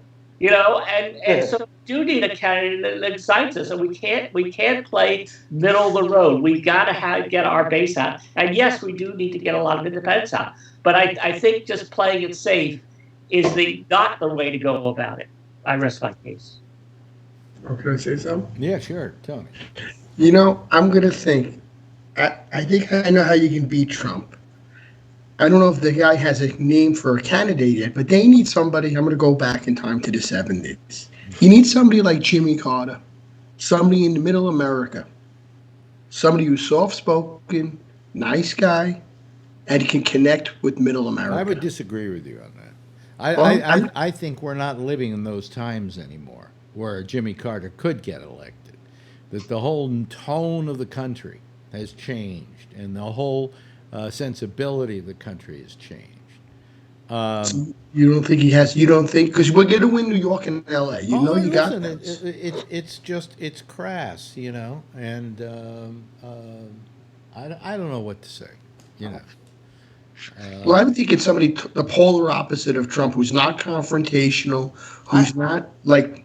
I could then see he like get beaten what up by. Josh just Then said. you get beaten up by Trump. I don't know that you need the polar opposite of Donald Trump. You just need somebody who's like Donald Trump, who spins up a machine. He's talking about socialism now. He's not using the word Democrat anymore. He's talking to the socialist. He is at war to get elected. We don't have that on our side. We're still playing by the old rules. I'll tell you. Let me say something about Pete Buttigieg again. If I'm pronouncing his name even close to how it's supposed to be pronounced.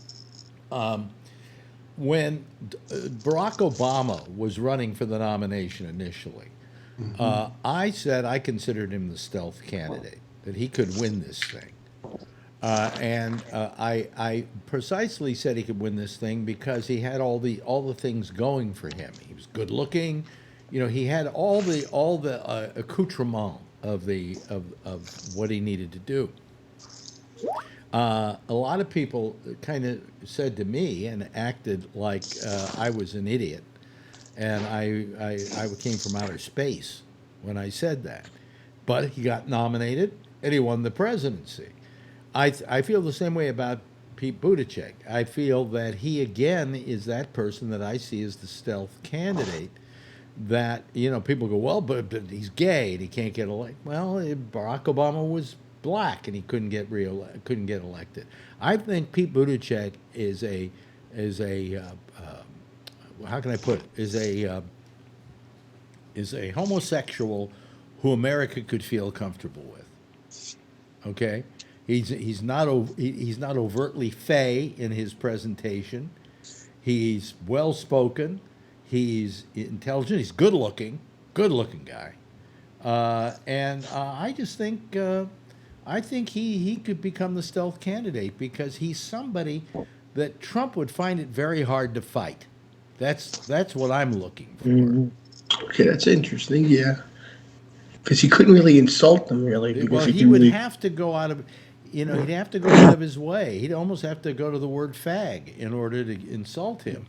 I don't think Trump could find it easy to do that. He can't assail him for his patriotism. No, you're right. Right? He can't assail him for being a non-Christian because he's very Christian. Okay, there are no fights that Trump could have in his normal way.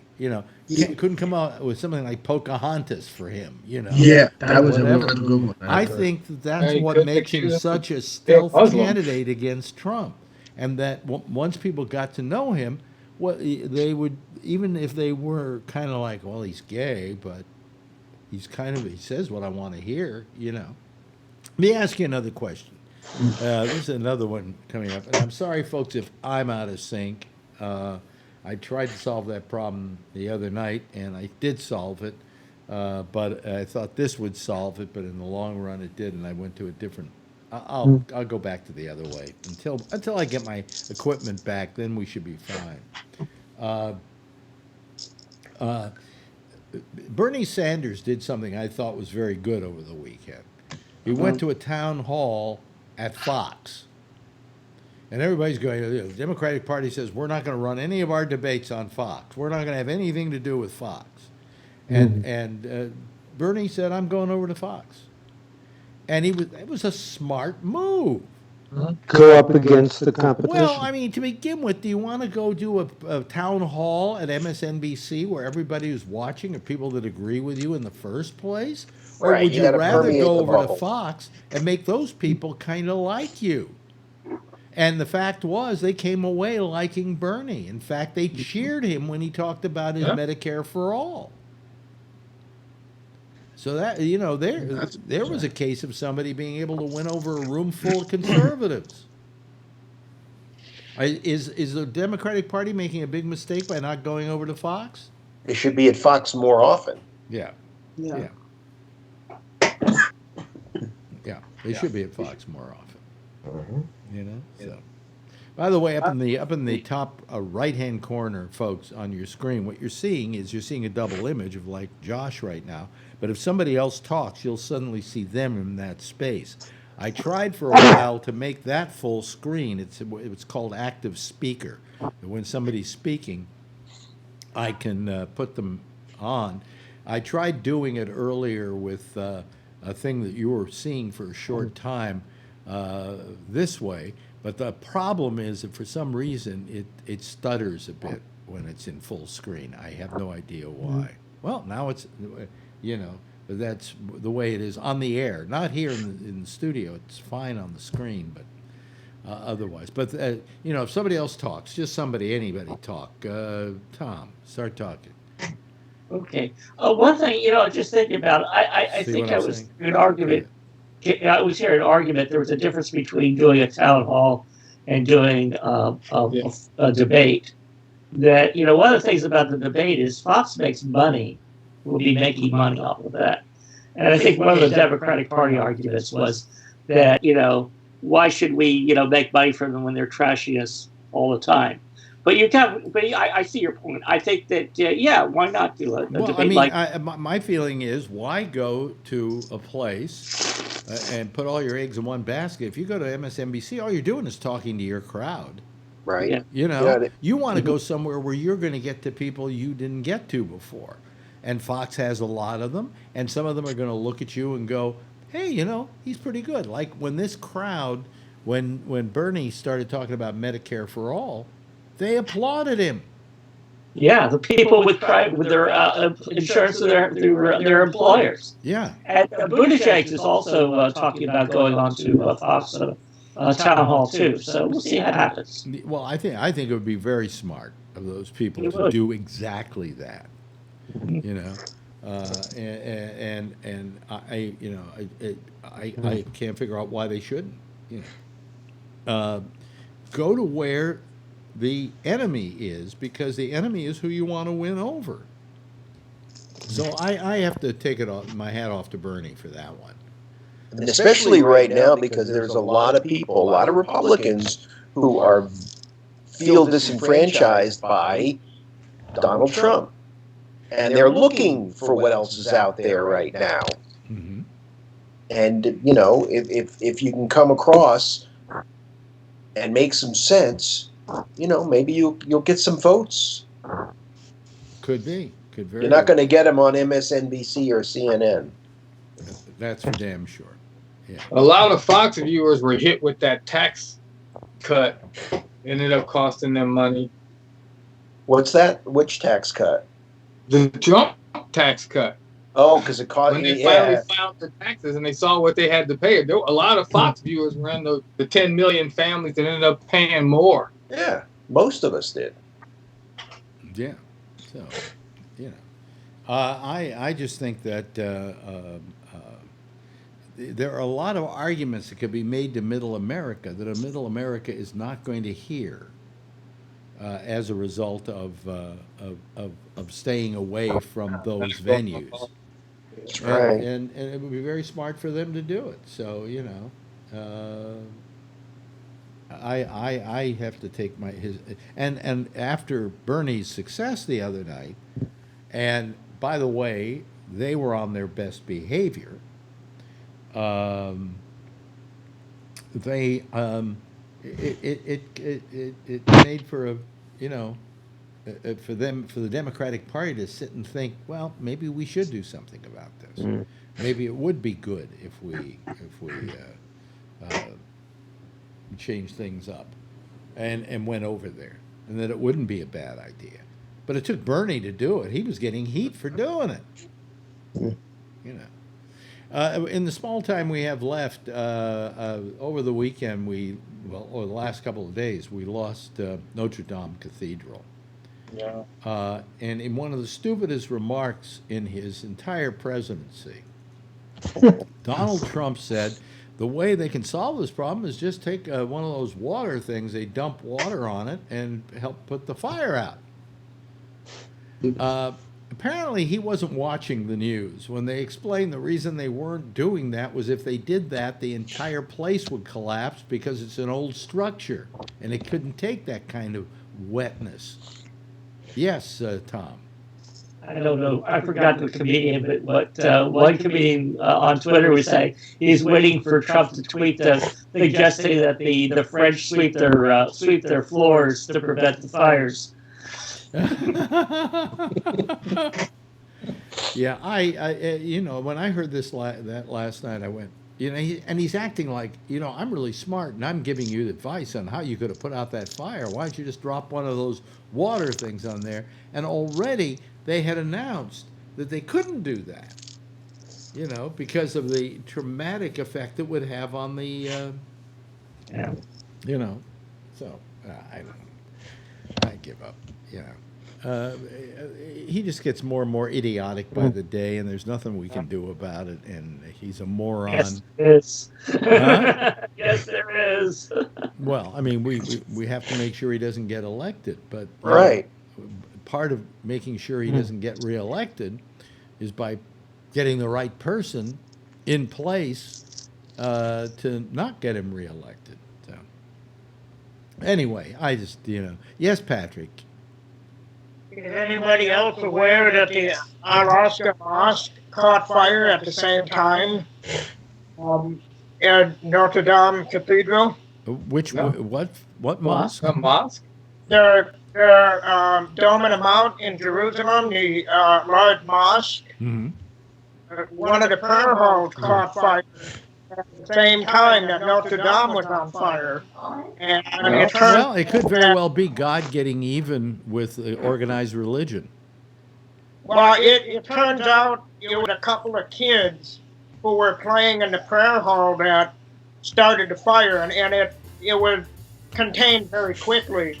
Yeah. But it was just one of those things that didn't make the news. You know, and I thought it was interesting that both of the iconic structures. Yeah. Hey, listen. As you can hear, the theme is playing right now. I thank everybody for joining us tonight. Jeff, thank you so much for joining us. Charlie, Patrick, oh boy, I'm just Charlie. Charlie, of course, and Josh and Rob and oh God, Tony. Yeah. Oh boy, I'm just so out of it. You know, Tom and Patrick. Did I say everybody? Anybody I miss? Yeah. Okay. If I didn't miss anybody, then that's fine. You forgot yourself. Hey, everybody, why don't you kind of give a big wave goodbye to the Get folks well out soon, there Al. in television land? Okay. Yeah, there they are, folks. That's the citizen panel. You gotta love them. Anyway, that's it for tonight. Let me hang up on them here. I don't even know how to hang up on them anymore. There we go. That takes care of it. Okay. And because I'm no longer using Skype, I'm in sync. Okay? It's fine. But anyway, we lost the rest of them. Okay? Let me see here. I think there was just too many people overloading this machine. And I can hardly wait till I get my other machine back. I may do a show tomorrow night. I may not do a show tomorrow night. It depends on whether I want to put up with this who knows where that other echo is coming from and all that other bullshit. And I'm just tired of having to deal with this, okay? I just want to do a goddamn great show for you, okay? Anyway, Jack Bishop is next. He's here with The Intersection. And tomorrow night, Damian Chaplin, 9:30. And maybe I'll be back tomorrow night, and if you put up with echo or put up with whatever, with lag on me or whatever, and we'll put up with this lousy, shitty, crappy situation until I get my machine back, hopefully any day now. If Apple will only do something about it. Anyway, that's it. I'm Alex Bennett. Have a good night, everybody. We'll see you tomorrow night, same time, same station in life. In the meantime, if you see her, tell her I love her, okay? Bye-bye.